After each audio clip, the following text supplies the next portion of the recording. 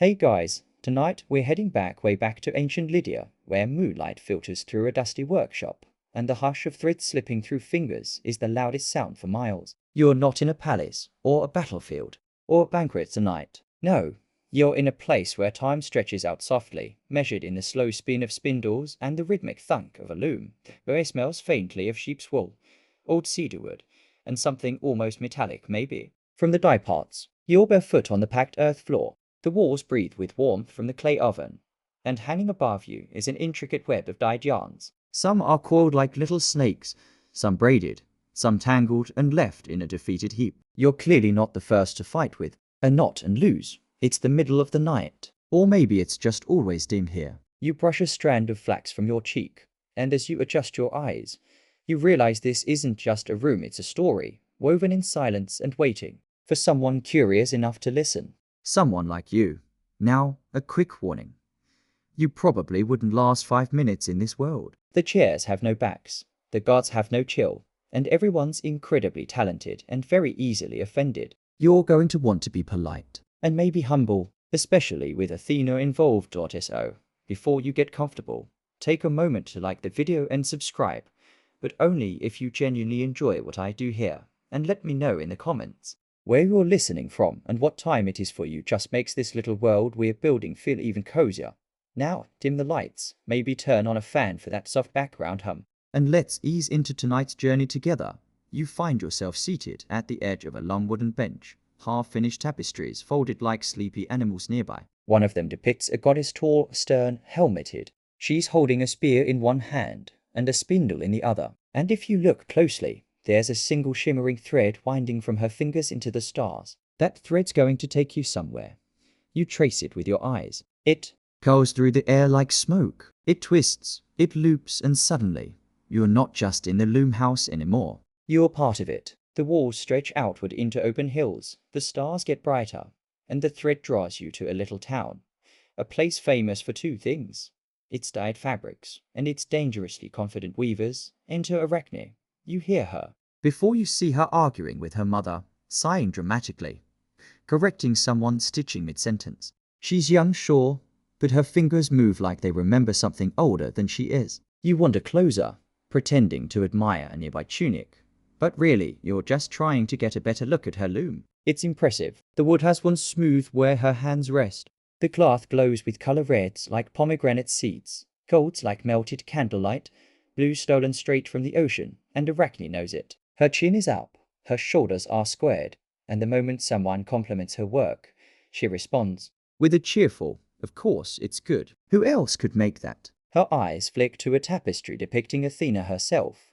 There it is, the first thread of trouble. Even you can feel it. See, in ancient Greece, claiming to be as good as a god wasn't just bad manners. It was career ending, life ending, suddenly turning into a lizard ending. But Arachne, she doesn't blink, doesn't whisper. She says it loudly. "I am better than Athena." She laughs, flicking her shuttle through another row of thread. She may be a goddess, but she's never even tried this stitch. Historians still argue whether Arachne meant it as a joke, or if she really was gunning for divine drama. Some say she was tricked into boasting that rivals egged her on. Others suggest her talent was just that astonishing, like watching Mozart compose blindfolded, or Beethoven choreograph in her sleep. Either way, the gods heard her, specifically. One god heard her.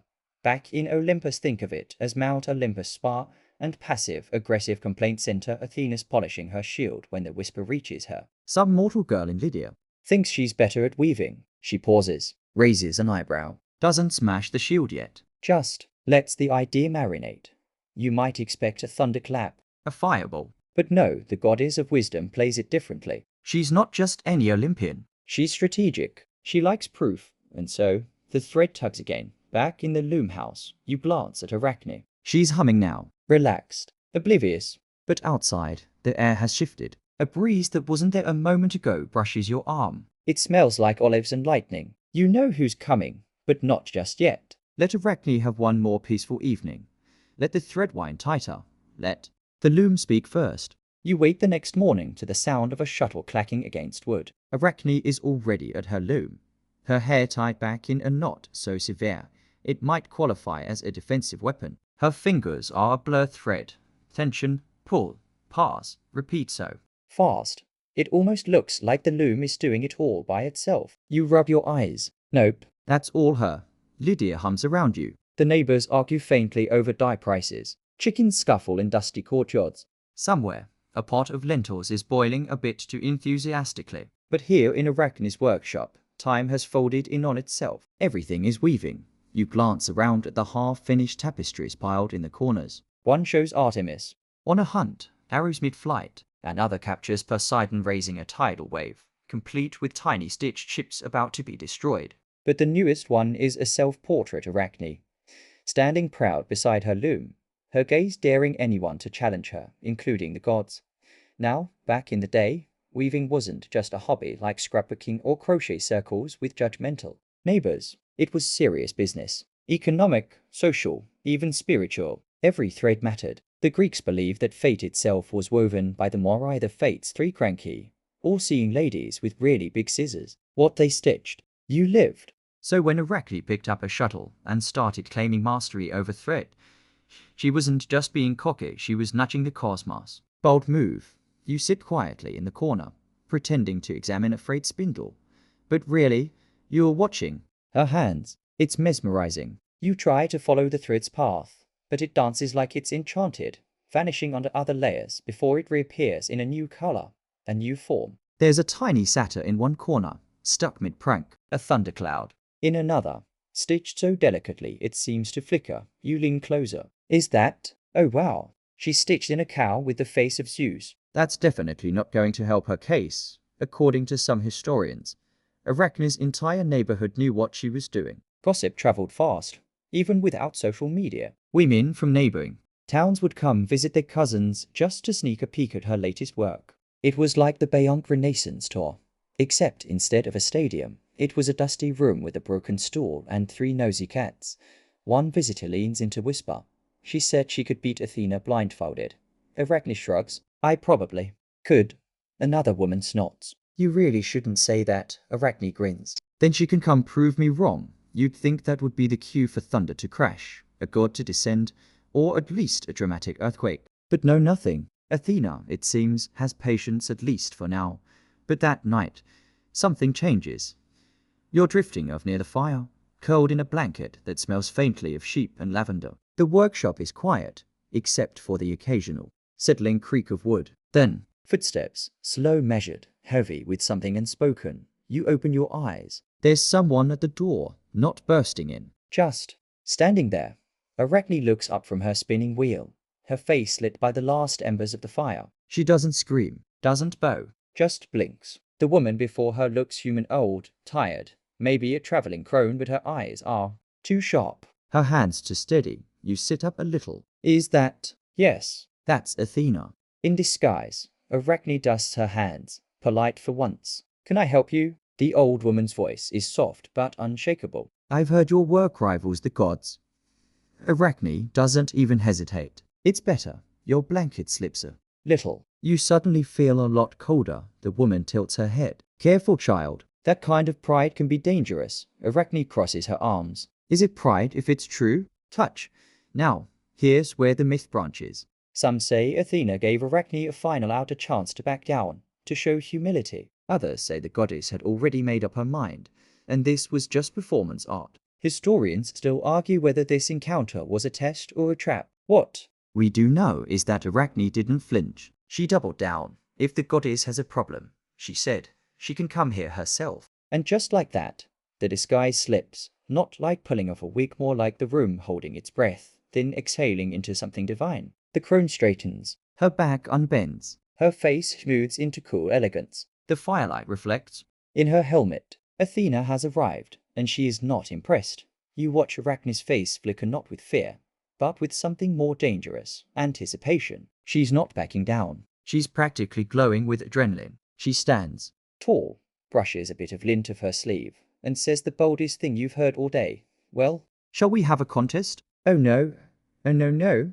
You may not be an ancient Lydian scholar, but even you know that mortals do not challenge gods to crafting competitions unless they have a retirement plan that includes being a shrub or an unfortunate animal. Still, Athena smiles calm, cool, terrifying. Very well, she says. Let's weave. The loom room transforms overnight. Word spreads like spilled dye. The goddess herself is here, and she's actually going to compete. People arrive in hushed clusters, tiptoeing past the threshold, afraid to blink too loudly. The air thickens. With tension and possibly a bit of sheep grease and sandal dust. You are wedged between a traveling wool merchant and a woman with an armful of pomegranates, both trying very hard not to stare directly at Athena. The goddess of wisdom is sitting very still, sharpening her shuttle with a kind of patient menace. Her expression says, I've ended cities with less effort than this. Arachne, on the other hand, looks thrilled. She's stretching her wrists like an athlete, bouncing on her heels. Her loom is already prepped, her dyes warmed, her materials neatly stacked like offerings. You get the sense she's been dreaming about this for years. You shift slightly on your woven cushion. There are no seats, of course, because ancient Greek artisans didn't believe in comfort. You're beginning to lose feeling in your left foot, but there's no way you're leaving now. Athena rises. The room goes silent. We shall each weave a tapestry, she says. The theme, the glory of the gods. You glance at Arachne. Her eyebrow twitches. She does not like being told what to weave. The looms creak. The duel begins. Let's talk technique for a second. Weaving in the ancient world wasn't just pulling yarn through yarn. It was engineering meets storytelling meets Olympic endurance. Patterns were plotted from memory. Threads were dyed with crushed snails, oxidized copper, and fermented plant mush. You want royal purple? Better be okay with your workshop smelling like low tide for weeks. Athena starts fast. Her tapestry emerges in geometric waves, symmetrical, ordered, pulsing with balance. It's a greatest hits reel of the gods. Zeus tossing lightning bolts like javelins, Poseidon riding his wave chariot like he's late for brunch, and Athena herself tall, noble, flawless. The borders shimmer with olive branches and laurel wreaths, each leaf a quiet threat. You glance at Arachne's side and do a double take. She's not weaving praise, she's weaving scandal.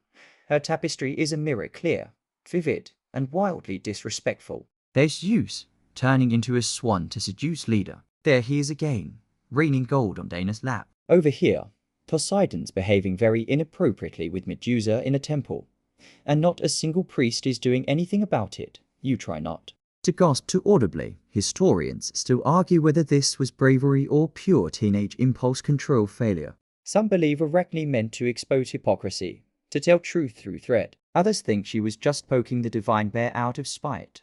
One thing's for sure. No one had ever dared to depict the gods like this, and yet it's stunning. Her figures are alive flesh and fabric, movement captured mid-breath. The gods in her weaving aren't distant deities. They're deeply flawed, disturbingly familiar. A satyr peeks from behind a tree with a cheeky grin. Here are fumes in the background, arms crossed. No longer regal, just tired. You've never seen thread do this before. It's like the fabric is gossiping in real time. Even Athena pauses. For a blink. Now, you might expect thunderbolts. A smiting. Maybe the loom bursting into flames. But no. Athena studies the tapestry. Walks its length. Notes the craftsmanship. The threads are tight. The collarwork is balanced. The scenes, though audacious, are perfectly executed. And then she breathes in sharply. Not because it's bad, because it's too good. That's the problem. Arachne didn't just survive the competition. She won, or at least she would have, if she'd shown just a little humility. You watch as Athena reaches out so gently and rips the tapestry straight down the middle. The room freezes. Someone drops a spindle. No one moves to pick it up. Athena doesn't shout. She doesn't curse. She simply looks at Arachne, her voice like olive leaves rustling in a storm. You are talented, but arrogant. You have disrespected the gods.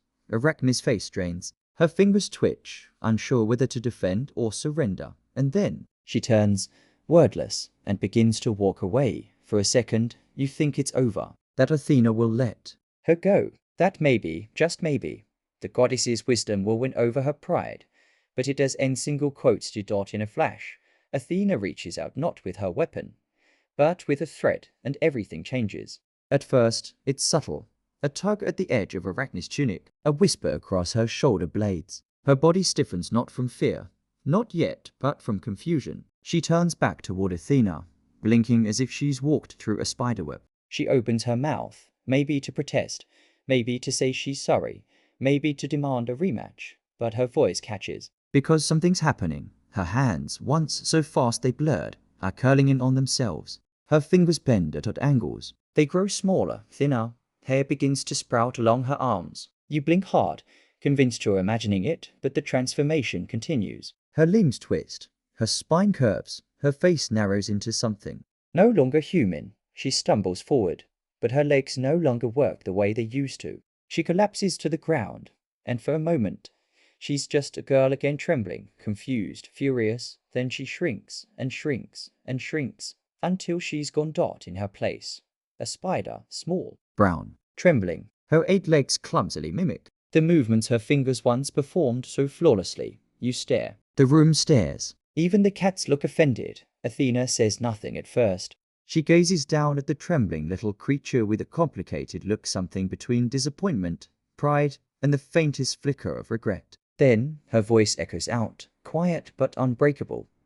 Let her weave forever. It's not a curse, not exactly. It's something older. A sentence. A destiny. You realize that Arachne's punishment isn't pain or death, it's an eternity of her own obsession. She will weave, always, but never again as a girl. The tapestry is gone. Torn. The audience begins to shuffle out slowly, like people leaving a funeral they weren't dressed for. One by one, they vanish into the sun-dappled streets of Lydia, whispering, shaking their heads. You sit, still staring at the spider. She's trying to build something, a little line between the leg of the bench and the wall. It trembles in the breeze from the open window. And here's the strangest part.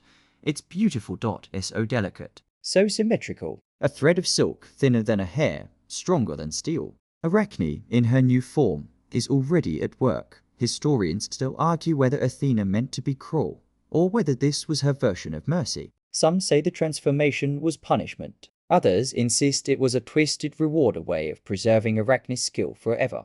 The line between divine wrath and divine compliment was always a bit blurry. You get up slowly. Your legs have fallen asleep again. Typical. Outside, the streets have returned to their usual bustle. Women pounding wool into dye vats. Merchants haggling over olive oil.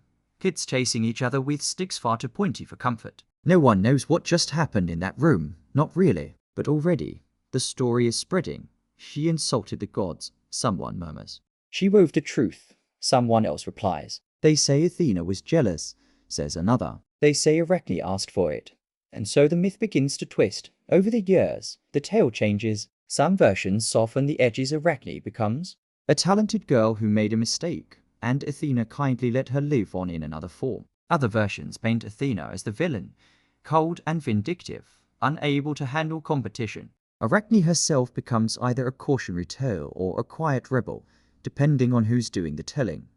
But the spider remains. You glance up at the ceiling of your own little corner of the world, and sure enough, there's one now, a little weaver, spinning in silence, unnoticed until you tilt your head just right. Maybe it's Arachne, maybe it's one of her descendants. Either way, it's hard not to admire the craft. And speaking of spiders, here's a fringe fact for you. In some parts of the ancient world, spiders weren't feared at all. They were considered good luck. In early Roman households, it was common to avoid killing them because they were believed to bring prosperity. You think back to Arachne, spinning her silk in the rafters of a forgotten workshop, and wonder if someone somewhere left out a scrap of wool in her honor. Meanwhile, modern scholars still debate the point of the myth. Was it about the dangers of arrogance, the power of art? A veiled critique of how the gods handled their reputations. Maybe it's all of the above. Or maybe it's something simpler. A reminder that even the most divine beings can't stop her. Good story from being told, and in this one, Arachne wins, just not the way she expected. You stay behind after the crowd leaves. The sunlight slants across the now quiet workshop, illuminating motes of dust and dye drifting in the air like lazy fireflies. You kneel down beside the bench where Arachne, now small, 8-legged, and heartbreakingly focused, spins her delicate thread between 2 wooden slats. She doesn't look at you.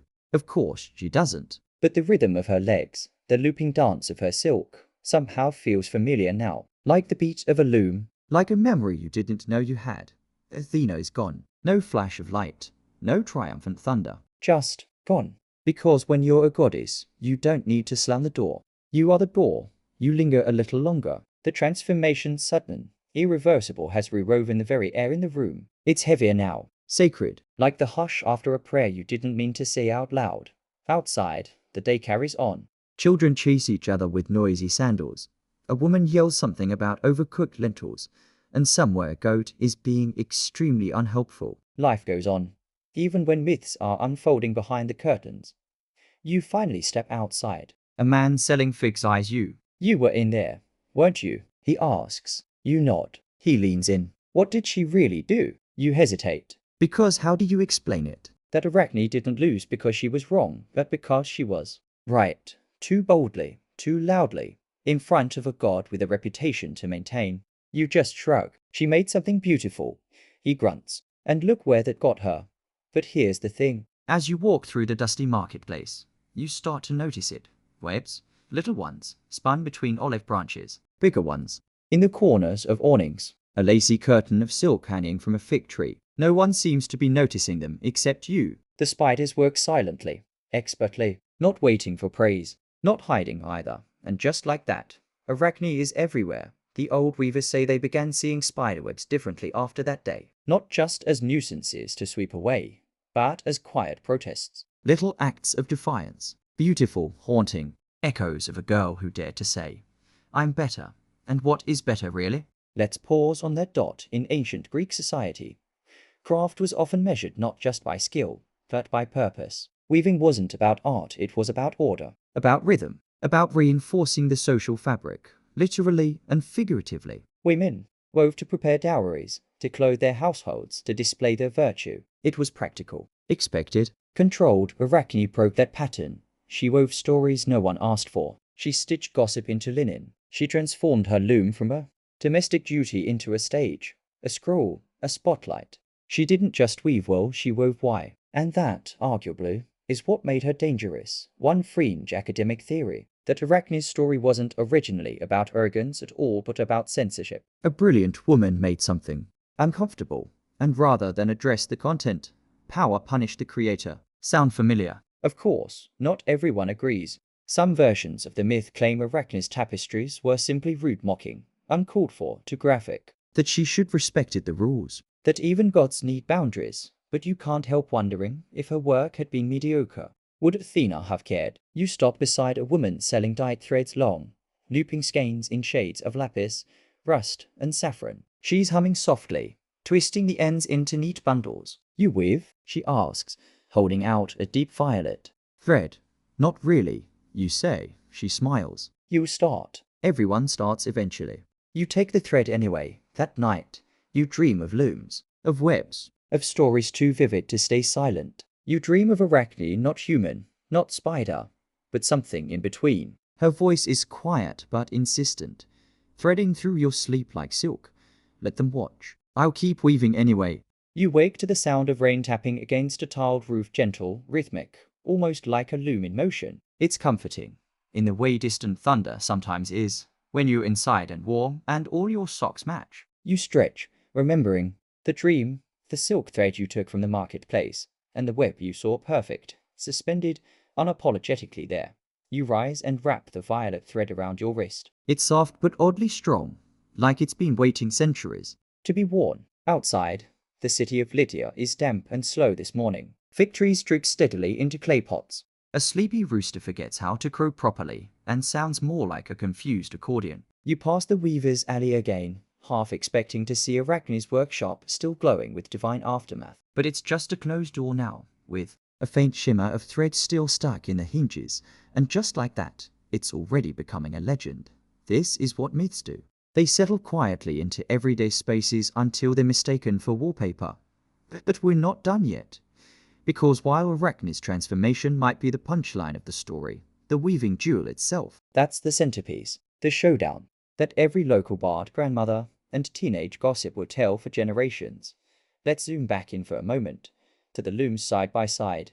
Two tapestries taking form. Athena's, as you'll recall, was a masterpiece of divine flexing. Her loom clicked with the precision of a military parade. Every scene radiated control, Olympus gleaming, gods descending with tidy captions practically embroidered in Times New Roman, and always Athena herself just slightly taller than the others. A humble brag in fibber form.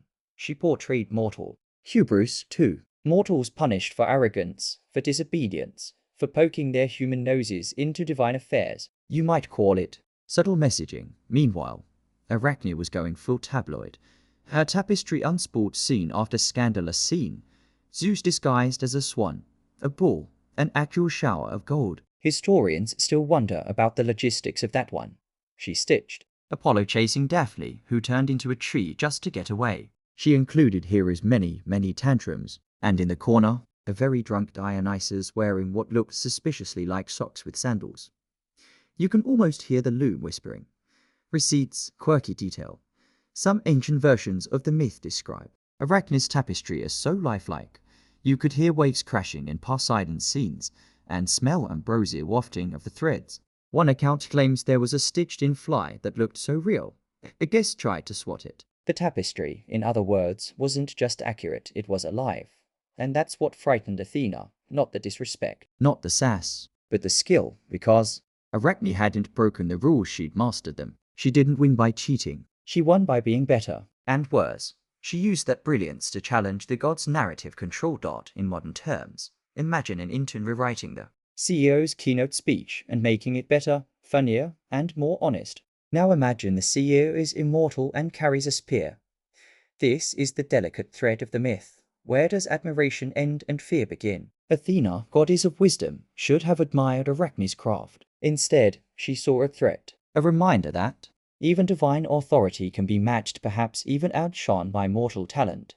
There's a lovely scholarly debate about whether the entire myth is really just a metaphor for creative anxiety. that the loom represents legacy, and Athena's rage isn't cruelty, it's panic. That gods, just like people, worry about being forgotten. And here's a twist.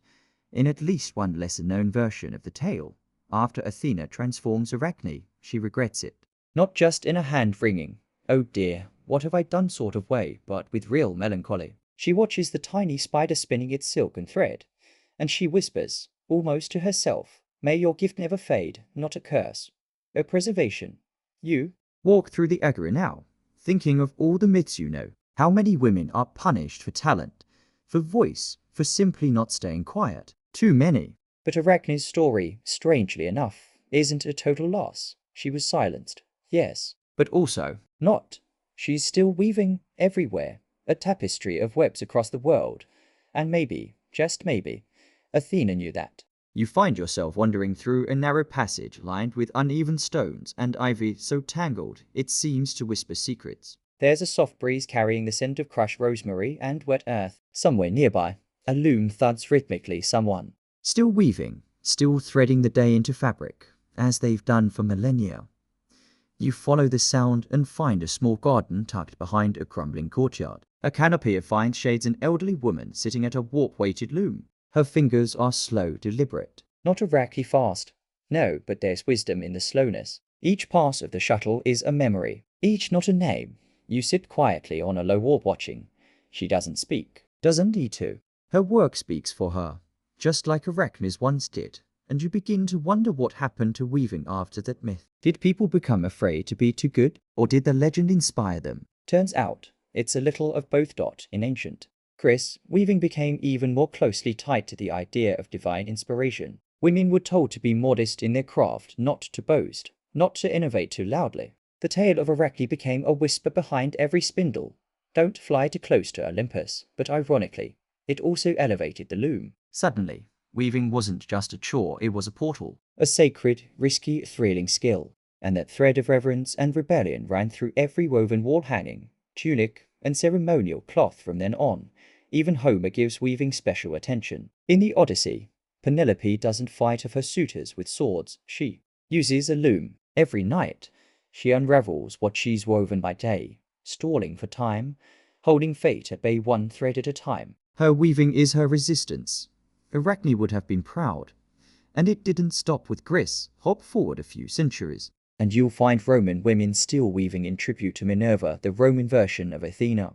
In fact, during the Quinquatria festival, maidens would bring offerings to her temple, spindles, skeins of dyed wool, little woven tokens. Not out of fear, necessarily, but reverence. She was their protector, but also their judge. Still, you Can't help noticing how the myth quietly shifted. over time, tellers of the tale began softening Athena. Some versions claim that she transformed Arachne out of mercy, that the girl was so ashamed after realizing her mistake, she tried to take her own life. And in that moment, Athena saved her. By turning her into something else, a spider, Small, forgotten by some, feared by many, but eternal. Historians still argue whether this retelling was a moral patch job, an effort to make Athena seem more maternal, more benevolent. Others believe it's simply an old story adjusting itself to new audiences, the way all good myths do.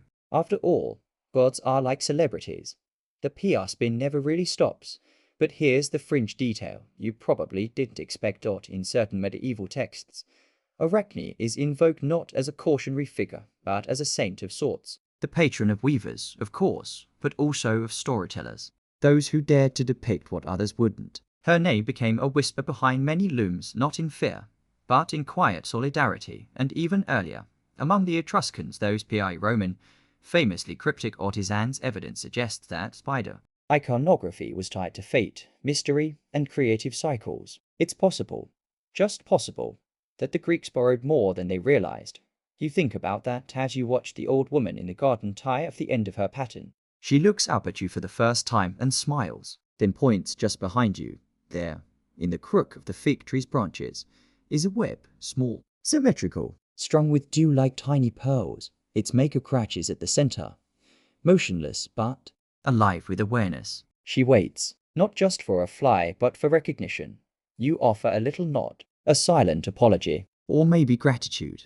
It's hard to tell which. The sun begins its slow descent, casting long gold shadows across the walls as you meander back through Lydia's winding streets. You trail a finger along a cool marble column as you go, half lost in thought. Everywhere you look now, you see thread. Not literally, though there are an alarming number of spiderwebs you'd somehow missed, but metaphorically. Hair braided like woven cords, lines of laundry strung across alleyways, vines curling around pergolas like ivy, trying to write its own version of the story. The world, it seems, is always weaving.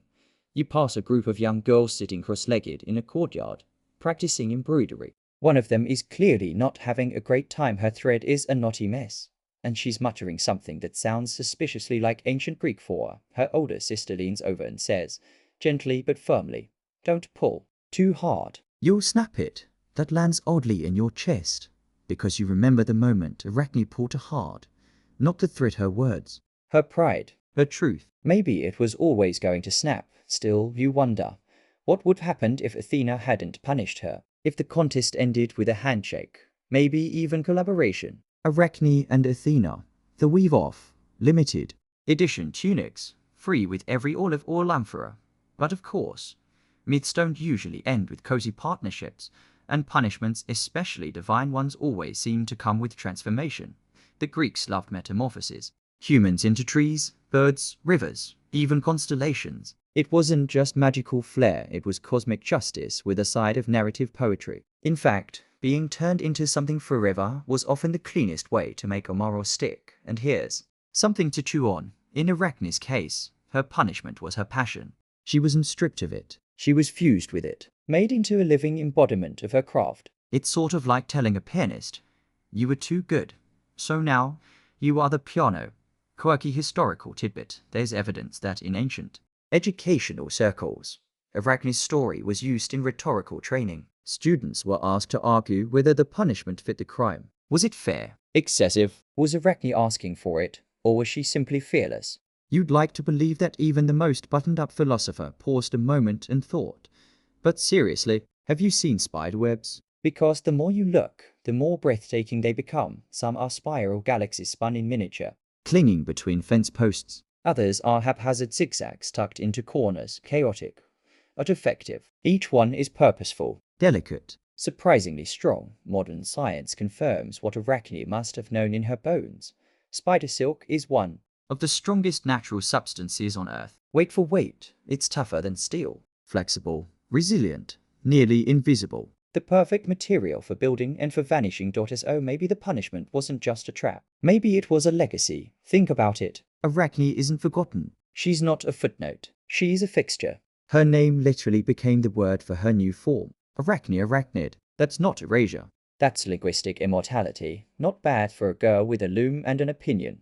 You reach a little inn near the outskirts of town, ivy-covered, warm glowing, with the scent of cinnamon and something vaguely citrus drifting out the windows. Inside, A woman is spinning wool by the hearth, humming a tune older than the walls. a young man works on a pattern beside her, stabbing gently at his stitches with a very concentrated scowl. There's a tapestry on the wall, faded from sun, its color soft with age, but its story is unmistakable. A girl, a goddess, a loom, and a spider. You sit beneath it. Outside, the evening darkens into a velvet blue. A breeze lifts your hair, and just for a moment, you think you hear the faintest voice, silky soft, drifting in through the window. I warned her, or maybe it's I ended her. Hard to tell, because gods speak in threads, and mortals always hear what they're ready to weave into meaning. You wake to the faint rustle of something overhead, a quiet thread unspooling.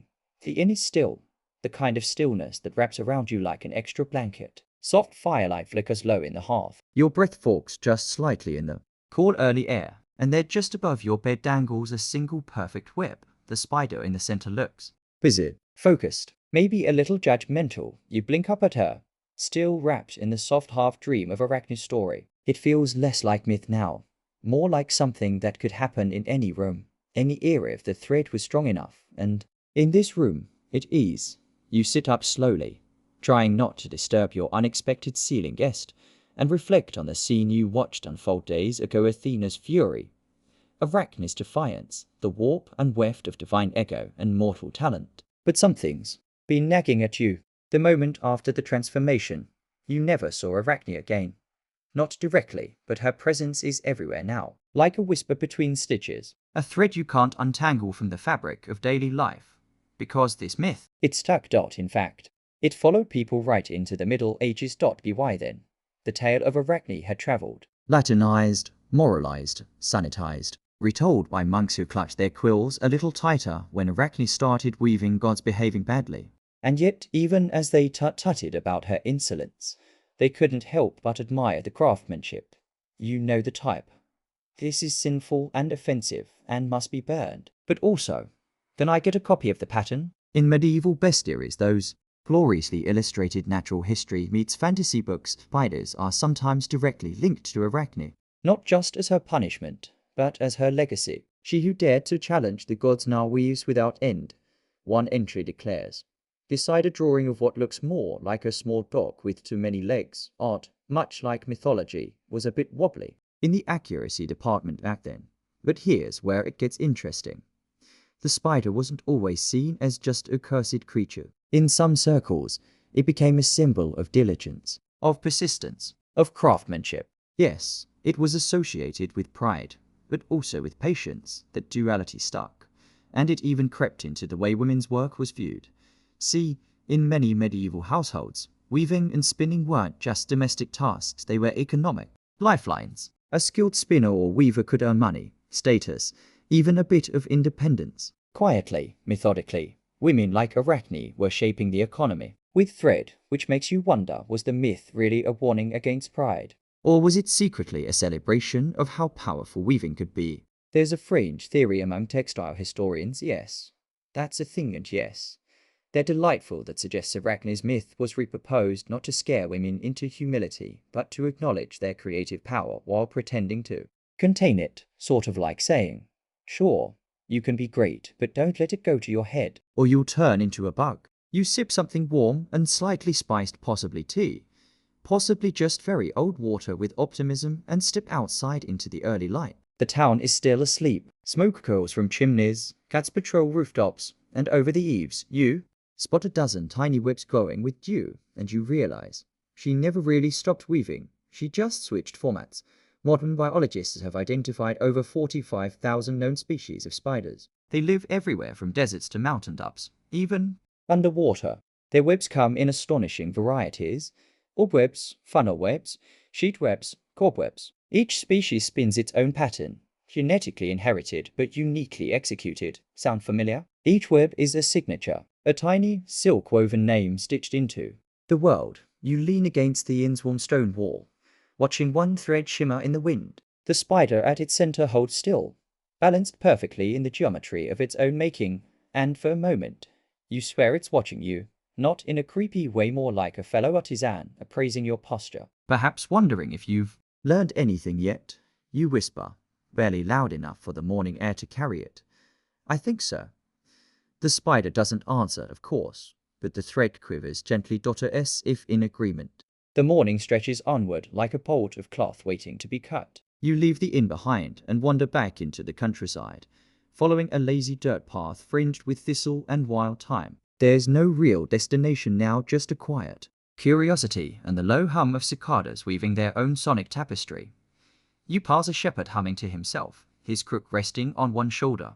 His sheep don't seem particularly interested in anything you're doing, though one gives you a look that seems to say, "Don't trip over mythology." You take the advice to heart.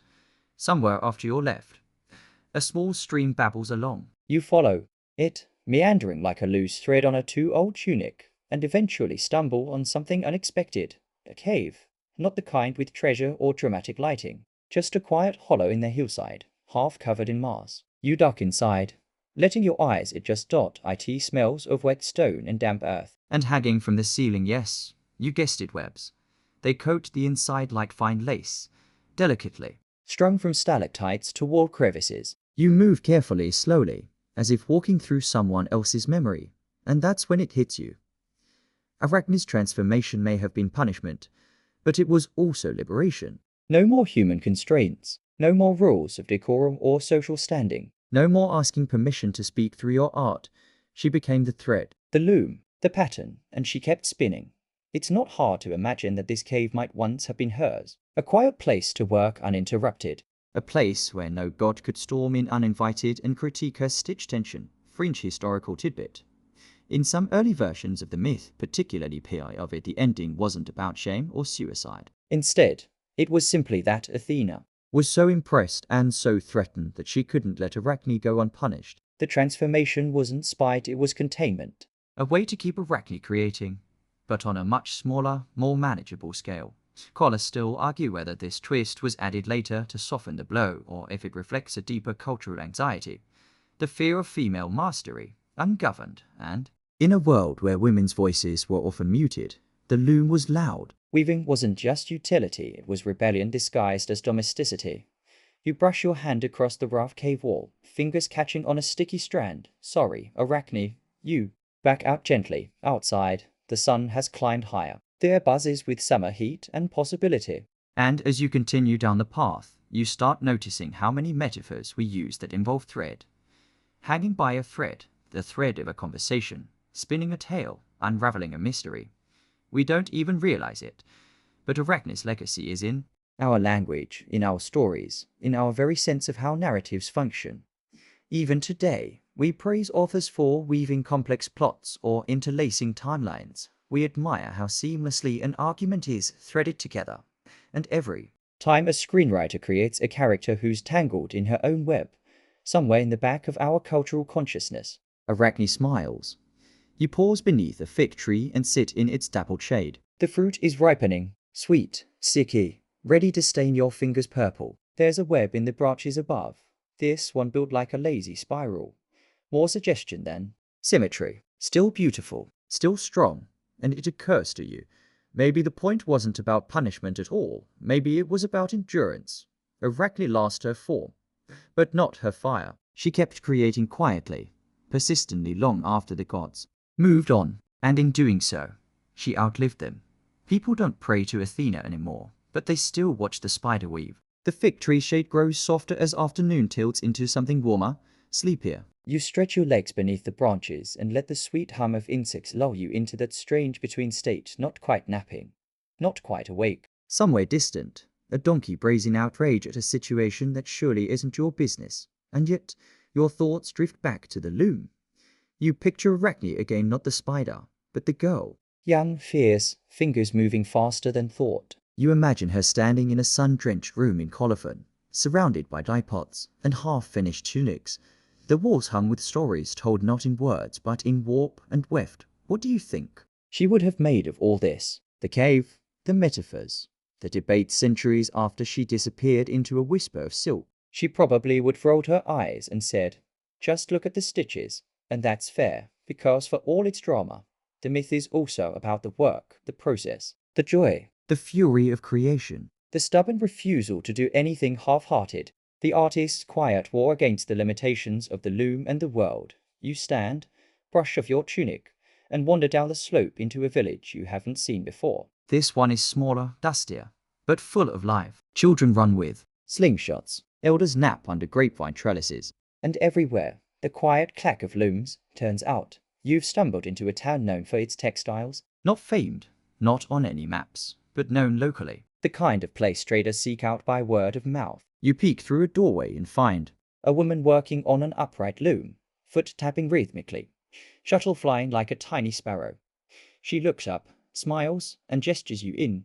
You sit nearby as she works. her daughter winds thread beside her, tongue poking out in concentration. A small boy naps in a pile of linen. You watch as fabric slowly appears, nothing magical, just a pattern building itself from repetition and care. Historical aside, in many ancient cultures, weaving was associated not just with women, but with fate. The Moirai in Greek mythology, the fates spun the thread of life, measured it, and cut it. In Norse tradition, the Nons did something similar beneath the roots of Yggdrasil. Even in parts of ancient Egypt and Mesopotamia, goddesses of weaving held immense symbolic power. To weave was to create order from chaos, and that's no small thing.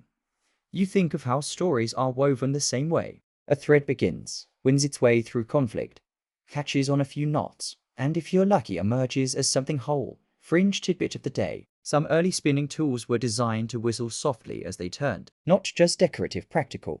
The pitch would change if the tension in the thread was off, so not only could you see your mistakes, you could hear them. Now that's multi-sensory weaving.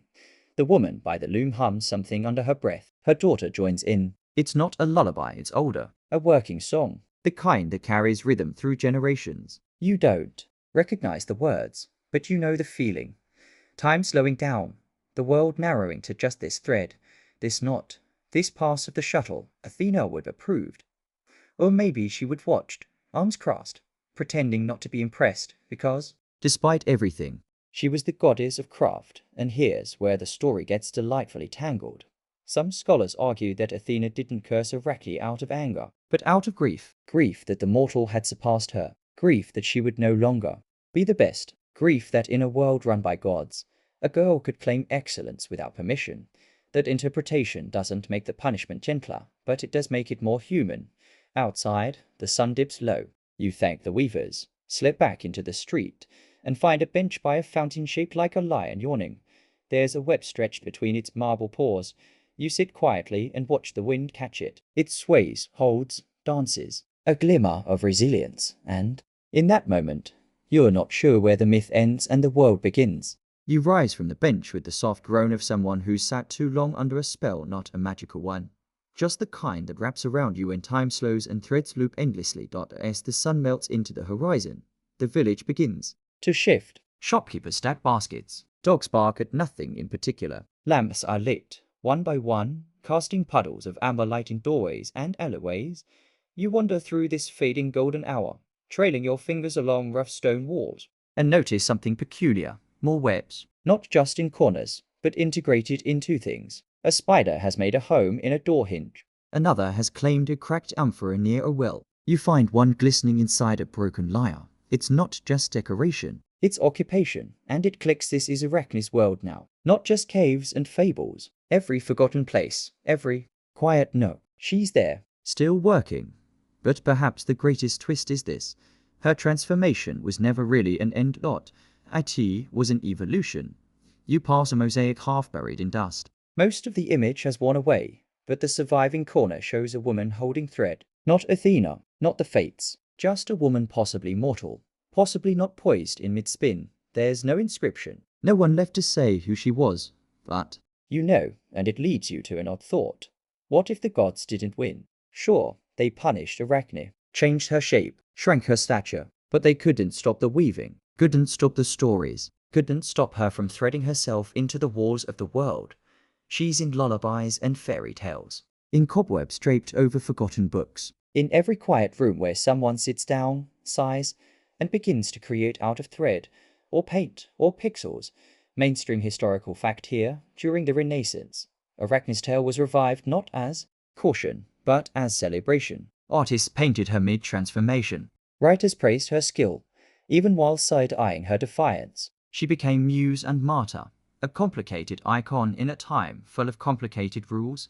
One notable example, Tycho Velázquez's painting Elias Hilander's The Spinners, where mortal and divine scenes overlap. At first glance, it's just women working in a tapestry workshop. But in the background, Arachne's myth plays out silently, like a shadow in thread, art imitating myth imitating life. Fringe tidbit, some early anatomists, while dissecting spiders, speculated they could teach humans to spin finer thread. 117th century French tailor even attempted to create an entire coat from spider silk. It took him years and roughly 300,000 spiders. The coat was not well received, but the impulse is understandable. We still chase the thread figuratively and literally. You turn onto a narrow path now, one that winds upward toward the hills. The village lights blur behind you, and ahead, stars begin to bloom. You hear an owl, then silence, then your own breath. At the top of the path, a crumbling stone arch frames the valley below. There's nothing extraordinary about it, just the kind of ruin time forgets. And yet, strung between two weather-worn pillars, is the largest web you've seen. It spans the arch like a gateway. Moonlight catches its strands. It's geometrically perfect, impossibly delicate, defiantly strong. You step closer. There, at the center, rests a spider, still, proud, and you feel it, not fear, not revulsion, but recognition. She sees you. Maybe she always has. In some corner of your mind, a thread pulls tight. The stories you've wandered through, the dusty rooms and broken looms, the ancient resentments and the modern echoes, they all converge here. You're not meant to pity Arachne.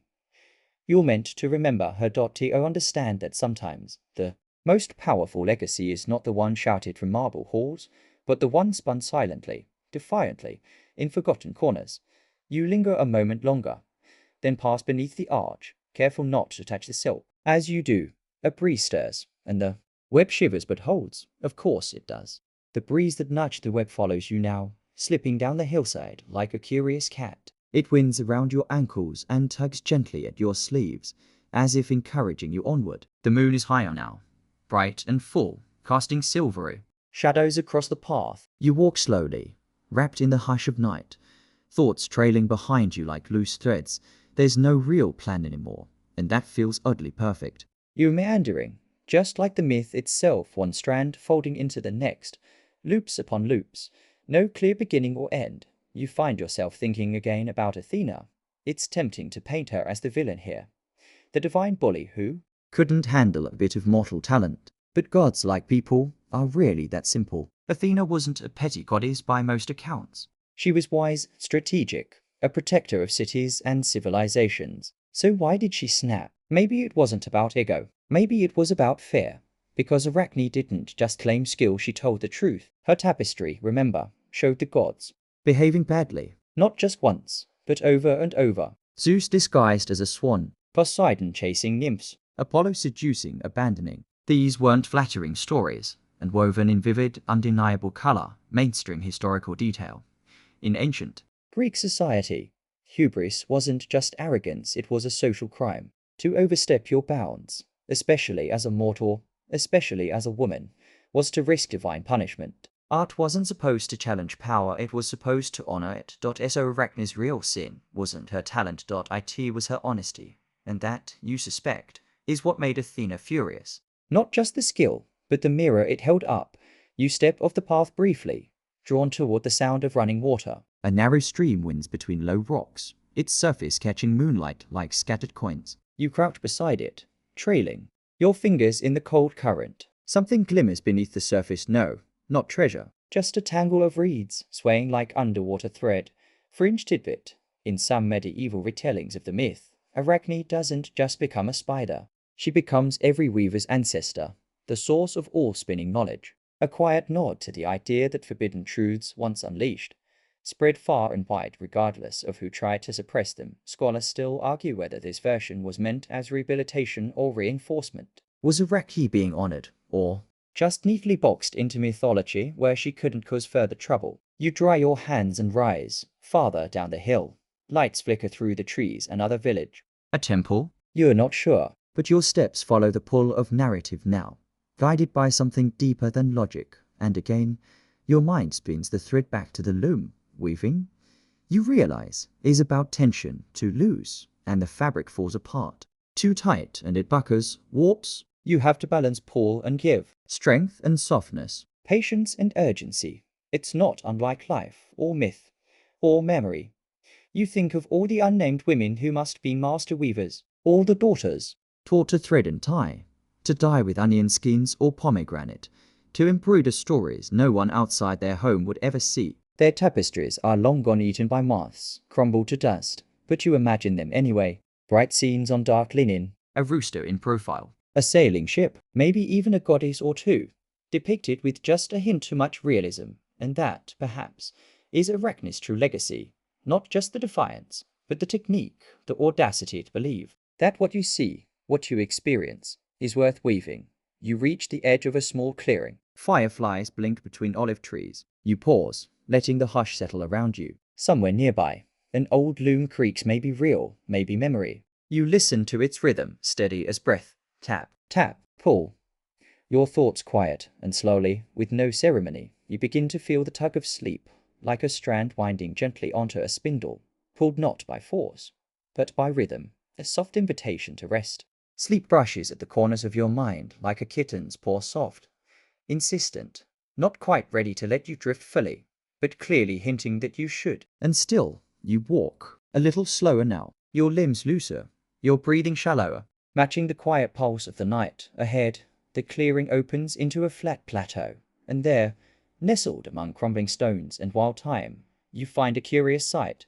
It's not a palace or a temple. not some grand ruin with fluted columns and gold leaf inscriptions. It's a workshop, Or was once. Half of the roof has collapsed. ivy curls through the beams. The floor is stone, worn smooth where countless footsteps once passed. A loom stands. In the center, leaning like a tired mule, one leg cracked, but still upright. Dusty thread hangs from its frame. Not spider silk to coarse for that. Goat wool, maybe. Linen if they were lucky. You walk around it slowly, reverently, the way one might circle an altar. There's something intimate about abandoned workspaces. They carry fingerprints, habits, echoes. You imagine the last weaver here, probably a woman, probably old. Fingers calloused, eyes sharp even in age. You wonder what her final piece was. A shroud? A wedding veil? A wall hanging meant for some long-forgotten feast? You brush the warp gently, and it hums a low, taut note that seems to vibrate up your arm and settle behind your ribs. You sit beside the loom, legs crossed. No need to rush. You're far from everything now: time, cities, noise. Even the gods seem distant, and in that stillness, your thoughts drift once more to the girl who became a spider. Historians still argue whether Arachne ever really existed, or whether she was an amalgam, part folktale, part propaganda, part cautionary yarn spun by priests who needed to keep mortal pride in check. Some suggest she was a stand-in for colonized craftspeople, whose skills often surpassed those of imperial artisans. Others think she was invented entirely as a narrative foil, a mirror held up to Athena's complex divinity. But here's the thing, whether real or not, she endures, and not just in stories taught in instinct or in those moments where your hands take over. Where your body remembers what your mind forgets, where you lose time in the motion of making something, anything, from scratch. Arachne lives in that fringe tidbit for this stretch of storytime. In several West African traditions, the spider is not a cursed figure, but a clever, central one. Anansi, the trickster, often teaches through mischief. Unlike Arachne, he's rarely punished. He wins by weaving webs of story, not silk. You wonder if these myths ever cross paths. Carried on ships, whispered by candlelight, spun into lullabies. There's a beauty in that culture's interpreting the same creature so differently. A warning in one place, a hero in another, both tied to thread. You lean back, hands behind your head, eyes up toward the velvet sky. Stars above are woven too, in a way. Patterns passed down across centuries. You spot Orion, Cassiopeia, and just to the side, though not official, a shape that could be a spider if you squint. Eight-pointed, centered, patient. You like to think that's Arachne's constellation, not granted by the gods, but claimed. The way all good stories are, without permission, without apology, just there. You feel the loom behind you, solid and silent. You think of all the stories woven on it. None of them remembered now, not in books, not in temples. But that doesn't mean they weren't real. Every thread mattered to someone, and that's what myths miss sometimes. Not the grand gestures or tragic ends, but the small, soft durations. The evening spent working by lamplight, the satisfaction of a tight hem, the imperfect symmetry of a hand-woven border. Arachne's story is a warning. Yes, but it's also a love letter to those who create not for glory, but for truth, for comfort, for the quiet pleasure of watching something become. You close your eyes, the wind sighs, the loom creaks again, like an old friend stretching, and somewhere in the trees nearby, a spider drops down on a single line of silk, weightless, precise, certain. She doesn't see you as a threat. You're kin. The spider descends slowly, floating in mid-air like a punctuation mark, delicate and deliberate. You watch her spin in the lamplight of the moon, the silver of her silk shimmering briefly, then vanishing into the dark. There's no rush in her movement. No waste, just a quiet certainty, a rhythm you've begun to recognize not just as survival, but as language. And as you lie there beside the loom, the stones cool beneath you. They are thick with the scent of time and age. You start to understand. Something. This wasn't a punishment. It was a kind of freedom. Arachne's transformation wasn't just about silencing her, it was about preserving her. In myth, gods often destroy what they can't control, but sometimes, in rare flickers of mercy, they transmute it. Change it into something harder to erase. A spider, after all, is difficult to catch. Difficult to kill. Always watching from the corners. Athena may have meant to banish Arachne from the realm of humans, but instead, she ensured the girl would be present in every home, every barn, every attic and ancient ruin forever. Mainstream historical note. In many ancient cultures, spiders were symbols of fate. The Greeks weren't alone in linking them with destiny. The Moirai, the fates themselves, used thread as metaphor. Clotho spun it, Lachesis measured it, and Atropos cut it. Weaving wasn't just craft. It was cosmology. Fringe tidbit. There's a small stone carving tucked into the back corner of an old Roman villa near Pompeii, mostly overlooked by tourists. It's not labeled, not explained. Just a tiny depiction of a spider at a loom. No name, no divine context. Just presence. A suggestion that maybe someone remembered Arachne not as a monster or warning, but as something else. Appear back in your own time.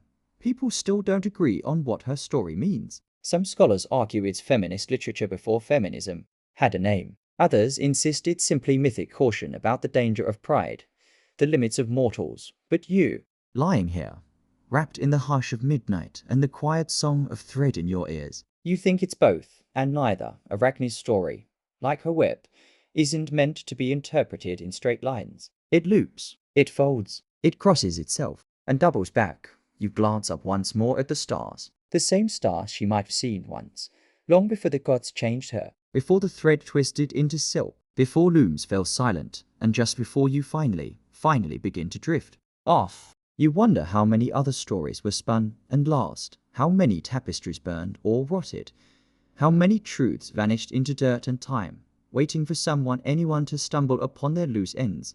Maybe you're doing that now, tugging at a thread, feeling it tighten, and letting it lead you into sleep.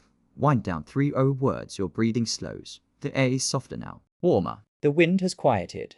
The fireflies blink a little less urgently, and that thread, the one you've been tracing across time and myth and memory, settles into stillness.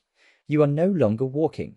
You are not even thinking. You are simply being, like the spider in her web. Still, balanced, unbothered. Whatever you came here for tonight, you've found the edge of it. Maybe not the whole answer, but just enough to loosen the knots in your shoulders. Enough to hush the busy thoughts that flicker like candle flames. You can feel your body sinking gently now, your limbs heavier, but in the good way, the way leaves fall or petals drift, and the loom. It fades, the stars blur. Even Arachne, bold and silent, fades to the soft echo of threads sliding through hands. Everything is quieter, everything is safe. There is nowhere to go, nothing left to do. You've listened well, you've wandered far. Let yourself rest here. Let the myth hold you. Let the silence sprawl out endlessly. And if you dream of thread or stars, or stories spun in silk, now you are welcome in them, again and again and again.